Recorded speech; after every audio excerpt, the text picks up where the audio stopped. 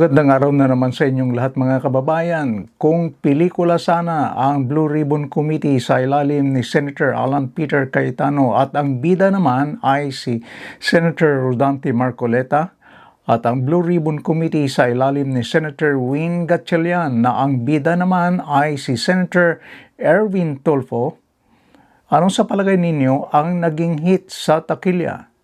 At ano naman ang nilangaw sa takilya?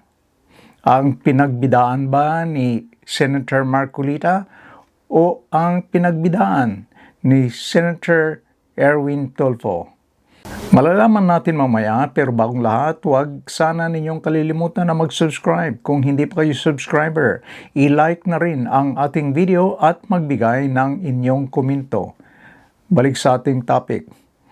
Base sa nakalap na numero mula sa media monitoring, lumabas na di hamak na mas humatak ng mas maraming views, mas maraming nanood ang Blue Ribbon Committee na pinamunuan ni Senator Rodante Marcoleta.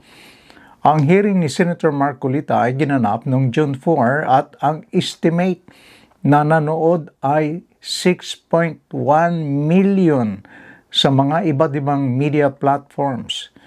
Hindi ito kasali ang mga nanonood sa official Facebook page ni Senator Alan Peter Cayetano.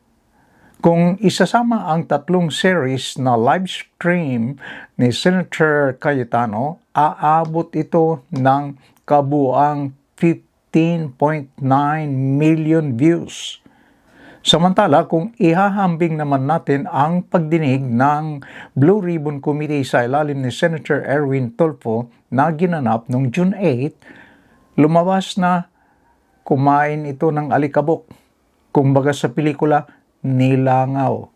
Hindi kumita sa takilya dahil ang tinatayang views ay 1.89 million views.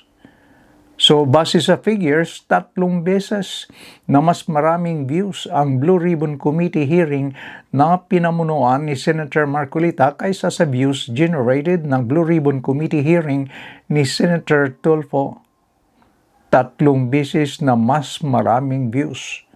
At kung isama pa natin ang views generated ng Facebook page ni Senator Alan Peter Cayetano, 8 beses na mas marami ito. Mga kaibigan, ano sa palagay ninyo ang dahilan kung bakit mas maraming views ang hearing ng Blue Ribbon Committee ni Senator Rodante Marcoleta kumpara sa views ng Blue Ribbon Committee hearing ni Senator Erwin Tulfo? Please leave your comments below. Maraming salamat sa inyong panonood. Hanggang sa muli. And please don't forget to like and subscribe. Bye-bye.